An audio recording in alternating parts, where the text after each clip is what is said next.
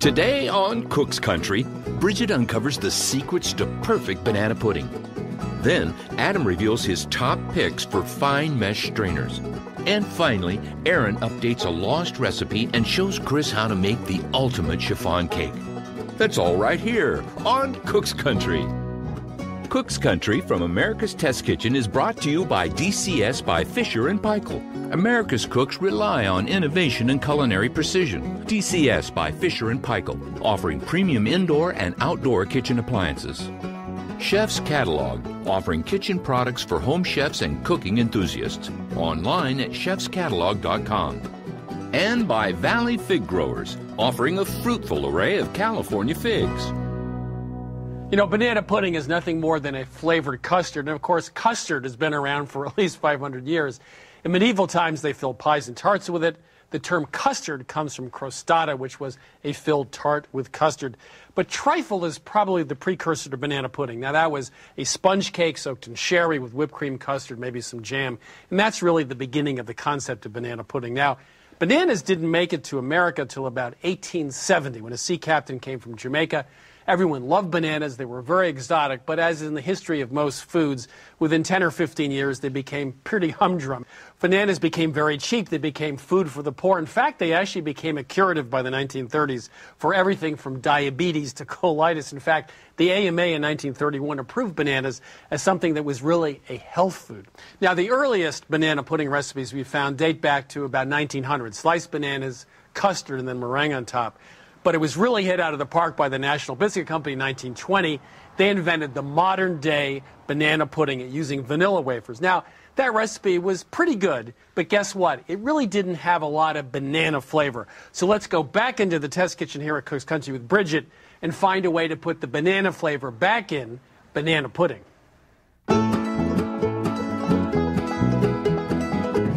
As far as I'm concerned, it would be almost impossible to make a bad banana pudding. Doesn't look bad, does it? No, it doesn't look bad. Cut into it and take a little serving. Looks can be deceiving there. So here are the problems. You have slimy bananas like this. They're all brown, too. They're brown. The vanilla wafers have like turned into complete mush. Yes. And then you get this sort of nasty, artificial, thick, clumpy vanilla pudding. Yeah, what is that? Would you like some? No, you go ahead. It's vanilla. Yeah, well, here was our goal, and it was a lofty goal, but put banana flavor into a banana pudding. Not just if you happen to bite into a slimy banana, but we want banana-flavored pudding with slices of beautiful bananas that have not turned brown, are not gushing off their liquid, and we're going to use real ingredients. Let's get this out of here. All right, sounds good. We're going to take 3 bananas. We're going to roast them in a 325-degree oven for about 20 minutes. And during that time, the bananas are going to turn pure black, but inside, the flavor is going to really intensify, and the texture of the banana is going to become smoother and almost custardy itself. So I'm going to go ahead and put these in that 325-degree oven and leave them in there for 20 minutes. All right, it's been about 20 minutes. I can smell the bananas. Let's go see what they look like. Yep, they've changed quite a bit. As promised. Even I can see there is a difference here. The skins have turned completely black, and you can really smell it's a deeper aroma of banana. So we're just going to let these sit there for about 5 minutes and cool down, and we can start our pudding. All right, so what I've got here is 8 egg yolks. Now, for the other ingredients as the base, I've got a half a cup of granulated sugar and 6 tablespoons of cornstarch.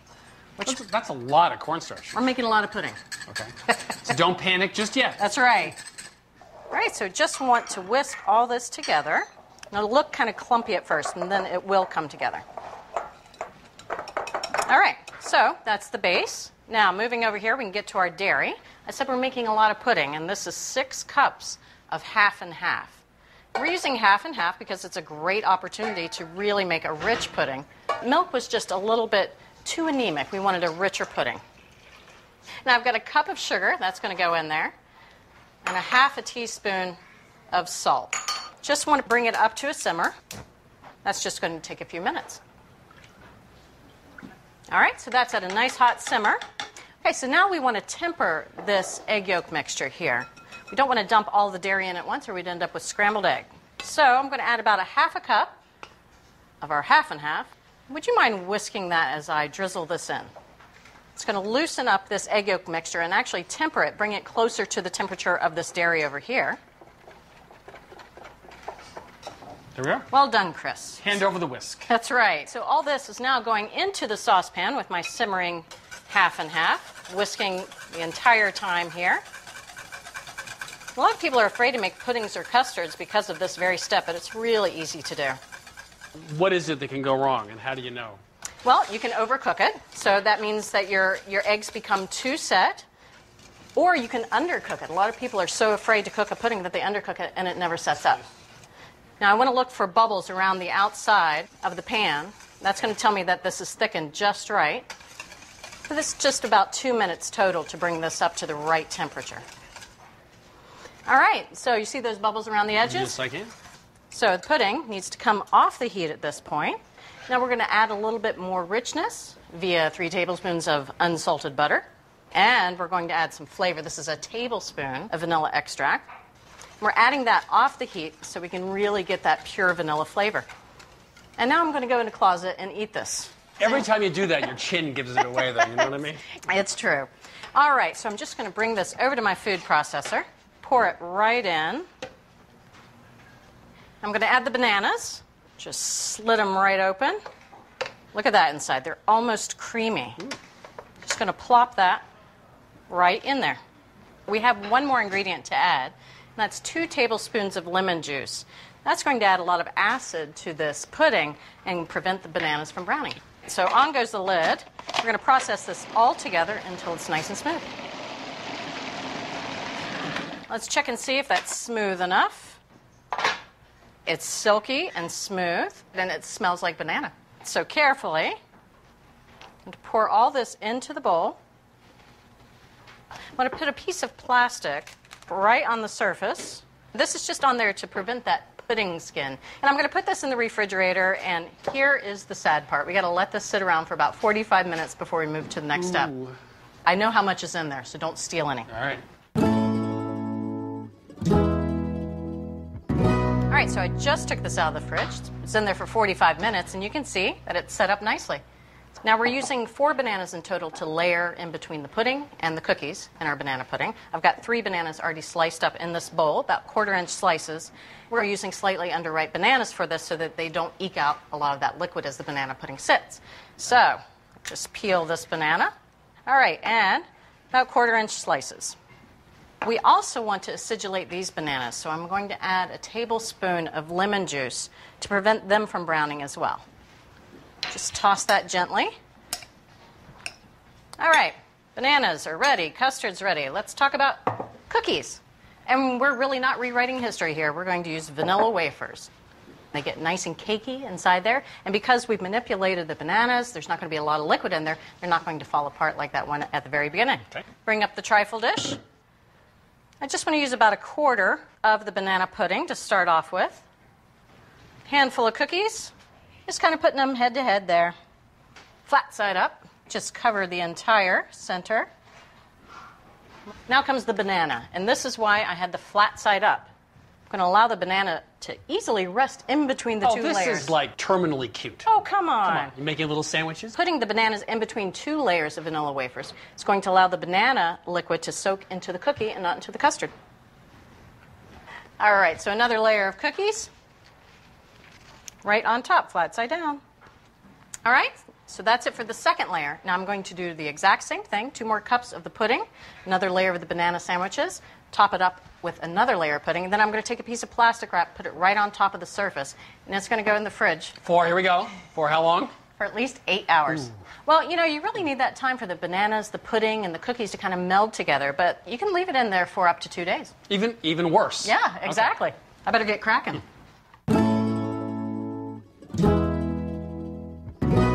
That was the longest 8 hours of my life, I think. But the banana pudding is all set up.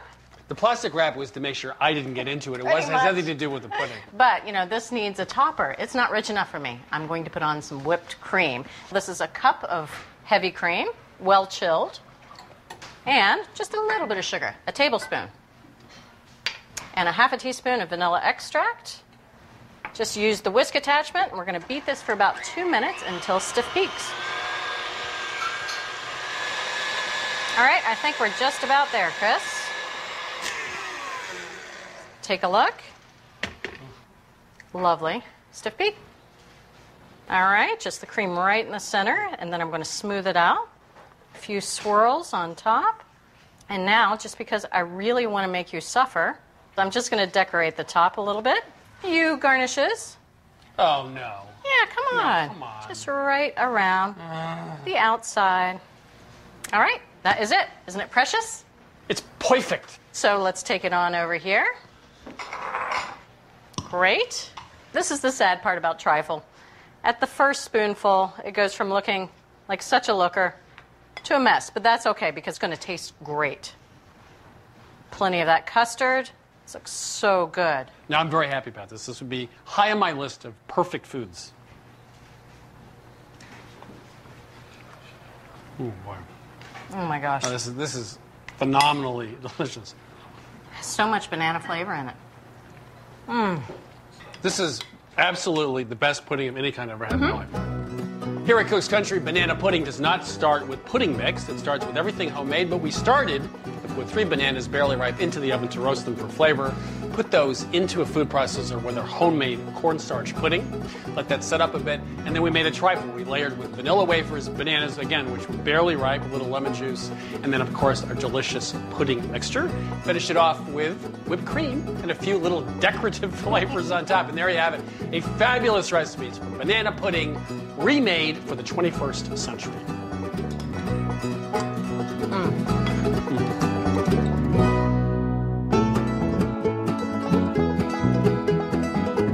In my kitchen, I have a drawer I call the strainer drawer, and it's full of things like this. Strainers without handles, strainers that are too small, strainers that are too big, strainers that don't fit on bowls, strainers that just don't work because the mesh is too fine. So I'm here with Adam, who's going to just tell me what to buy. A fine mesh strainer, one of the ones that won. Here's a broken Thank you very much, Chris. Well, you know, you must have gotten this from either your strainer drawer or the test kitchen. This is our winner from a test about 8 years ago, and unfortunately, this is what most of the strainers in the test kitchen look like. So we went back to the drawing board. We're getting rid of that. I have 5 different fine mesh strainers here. The price range was $19 to $27.50. Guess how we tested them? You strained things. We strained things, exactly. We did 2 tests. We strained banana pudding, and we strained berry coulis, which is just a simple berry sauce. And all of these did a fine job. So it really got down to design, and that's mostly the handle. Our testers really preferred handles that had a textured, soft plastic grip like this one or this one. These were the most comfortable for the widest range of testers, not so much on the metal handles or the wire handles. We did, however, because of all those broken strainers in the test kitchen, want to run some abuse tests and see if we could get a beat on the durability of these things. Is we heated up all of these strainers, plunged them into ice water to cool them down really quickly, and that will stress out the metal, and then we bang them onto the counter, as if you were just banging the seeds from your berry puree out of there on a garbage can lid. Unfortunately, after doing that 4 times, our 2 favorite handles both broke off. In the test kitchen, durability trumps comfort. So this is our winning strainer. This is the CIA Masters Collection Fine Mesh Strainer. It did a fabulous berry coulis. It did great smooth custard. It's got a nice wide bowl rest, so it will sit securely on bowls of different sizes. It's $27.50, so it was our most expensive one, but you're not going to have to replace it anytime soon. It's durable. So much like my 61 VW that always ran, but wasn't actually a design achievement, this is perfect. The CIA Masters Collection Fine Mesh Strainer at just under $30. Yep. It works, and it will also last. Chiffon cake, which was called the cake of the century, is really the story of one man, and that man was Harry Baker. He lived in Hollywood in the 1920s, and he invented an all-new style of cake. It was a cross between a sponge cake on one hand and a butter cake on the other. The secret ingredient was vegetable oil. Now, vegetable oil was invented in 1900 when a guy called Harry Wesson figured out how to purify cottonseed oil. Mazola oil followed about 1911. So vegetable oil made a whole new kind of cake. Now, the recipe was a secret for over 20 years. So Harry used to bake his cakes in his apartment. He sold them to the Brown Derby restaurant, to the RKO commissary. They were very famous in Hollywood. And finally, 1948, he sells the recipe to Betty Crocker, and they put it in their test kitchen for almost a year to make the perfect recipe for chiffon cake. So 1948, Betty Crocker's orange chiffon cake recipe appears in women's magazines around the country, soon to be followed by maple, lemon, strawberry, lots of other flavorings.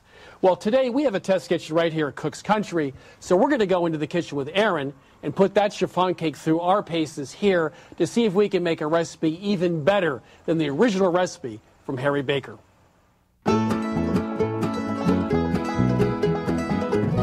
So, as I just said, chiffon cake was called the cake of the century, and that's because nothing exactly like it had been invented yet. Now, it was very much like two other cakes, angel food cake on one hand and pound cake on the other. The reason he figured out that it would work was he used vegetable oil. Vegetable oil is a liquid fat, unlike butter. It coats the flour completely. This means that the water that's in the recipe doesn't get in contact with the flour very much. Water and flour together create gluten. Gluten makes something tough, so it was very tender because of the use of vegetable oil. So it was the cake of the century.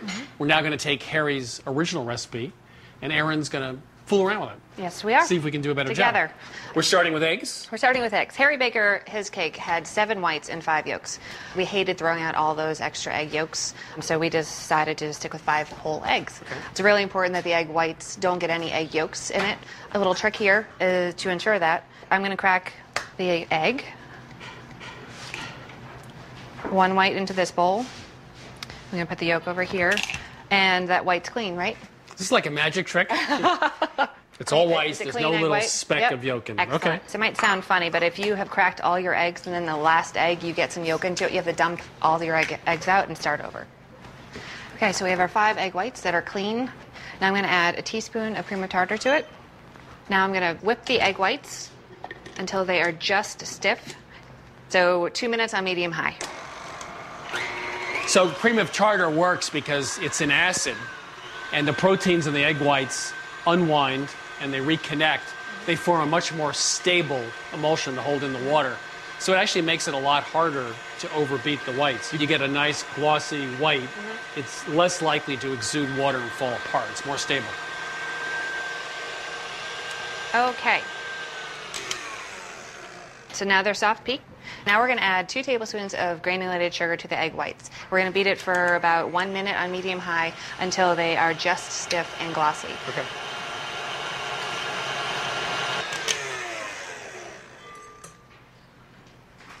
That's an upstanding white. Isn't that beautiful? Yeah, it's perfect. It's very creamy and glossy. Yep.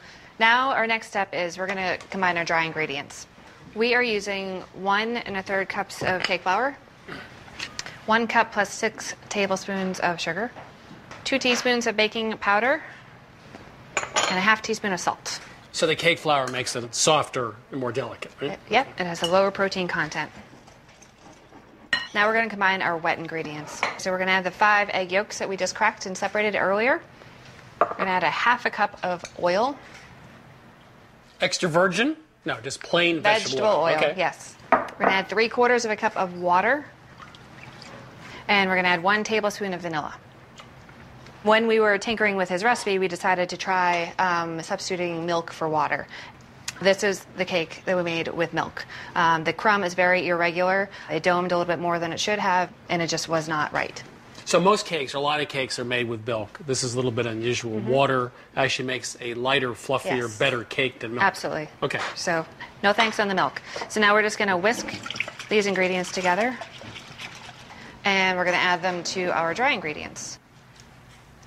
So this is also really, other than whipping the whites, which is not hard, this is a really easy cake. Really easy. Right. It comes together very quickly and is so elegant. So I'm going to whisk this together until it's smooth. Okay, so now we have the base of our batter. Now we're going to take our egg whites and we're going to incorporate them in here. Okay, so we're going to take 1/3 of the whites and we're going to whisk them into our batter. And what this does, it lightens the batter so that the rest of the egg whites will be incorporated much more easily. Does the job faster. Now we are going to add our egg whites, spoonful by spoonful, and just fold them in gently until it's incorporated. So it's really important that you don't overfold the egg whites because you just spent all that time making sure that they're the perfect texture and getting air into it. Now, some people, like the guy standing here next to you, would say, you should keep going because I still see streaks of egg whites. If I folded this until they were totally incorporated, by the time all the egg whites are in there, we're going to lose volume. Oh, okay. All right, now that looks beautiful to me. So now we're going to take our 16-cup non-stick angel food cake pan. We're not going to treat it. So now we're going to pour our batter into the pan. So I'm going to bake this in a 325-degree oven for about 55 to 65 minutes. But I'm going to check it about 5 minutes sooner just in case if my oven is running too hot.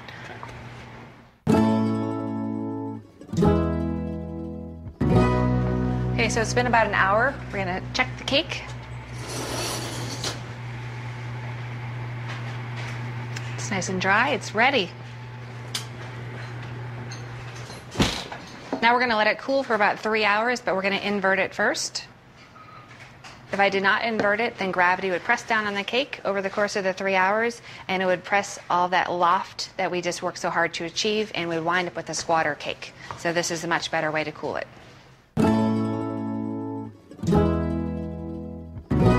Okay, so this has been cooling upside down for about 3 hours. It's ready to unmold. So I'm going to take a flexible knife and I'm going to run it along the cake to release it, angling the blade towards the pan to ensure that we get the full crust. Once again, ta-da, perfect. Now I'm going to release it from the bottom, doing the same thing, angling the blade of the knife against the pan so I get a very clean cake. There we are. So wait a minute, so this is upside down. So you're going to turn it right side up or are you going to serve it upside down? Upside down. Why? Look at that nice, beautiful flat top. Okay. All right. All right. Wow. Oof. Gorgeous cake. Actually, I'm going to compare it. This cake was underbeaten whites. Okay, so we didn't get enough lift. It's heavier. Yep. And this one was overbeaten whites. You didn't get as much lift, but the other thing that you notice are the little pockets of whites that were not incorporated because they were so stiff you couldn't fold them in. But the cream of tartar and the sugar gives you an extended window, so it's a little harder to overbeat. So may I hook you up with some macerated berries? Yeah. I have to say that people often garnish things that they aren't too good to make them look better. But this cake does not need garnishes. It does not. Looks perfect. Oh, Yes, it does. oh boy. It's really light. It's light, but it's rich and it's very flavorful. Well, you know, I made the mistake of using melted butter if I wanted the flavor instead of the vegetable oil. Yep. It makes it drier and not nearly as nice. This is phenomenal. So this was an exception to the rule here at Cook's Country. We actually took somebody else's recipe, and we did make a couple small changes, but in fact, the original recipe was a great recipe. Now, we used 5 whites and 5 yolks instead of 7 whites, 5 yolks. Then Aaron spent a long time trying to foolproof the egg white whipping method, which means a little more cream of tartar, some sugar, so it comes out perfect every time. And there you have it, a great recipe for chiffon cake from Harry Baker in Hollywood in the 1920s. Now, if you want to get our recipes, our testings, our tastings, and watch selected episodes from this TV show, go to our website at cookscountrytv.com. And that has my name on it. For sharing that. All of today's recipes are just a click away. Visit our website anytime for free access to this season's recipes, taste tests, and equipment ratings, or to watch our current season episodes. Log on to cookscountrytv.com. Best Country Recipes. Cook's Country TV's home recipe companion includes every recipe, taste test, and equipment rating from this season's shows. With the recipe companion, you will also receive this 2-DVD set featuring all 13 episodes from this season. The cost for Best Country Recipes and the 2-DVD set is $19.95. To order, call 1-800-888-3384 or order online at cookscountrytv.com. Cook's Country from America's Test Kitchen is brought to you by DCS by Fisher & Paykel. America's cooks rely on innovation and culinary precision. DCS by Fisher & Paykel, offering premium indoor and outdoor kitchen appliances. Chef's Catalog, offering kitchen products for home chefs and cooking enthusiasts. Online at chefscatalog.com. And by Valley Fig Growers, offering a fruitful array of California figs. Ready? And action. We don't want to make a McFlop, but we do want to make chicken McDuggets from scratch, yes. We do have to taste it. Thank you, Chris. The idea of no bake The idea of simply putting someone in the icebox and eating them when they grow up. Yes. We need a minute to just look at this. You can have your minute. Come on. Walk mesh strainer. Walk mesh strainer. Walk mesh strainer. Stainless steel wet schmucks, the wet schmuck strainer. Why do I let you do this to me?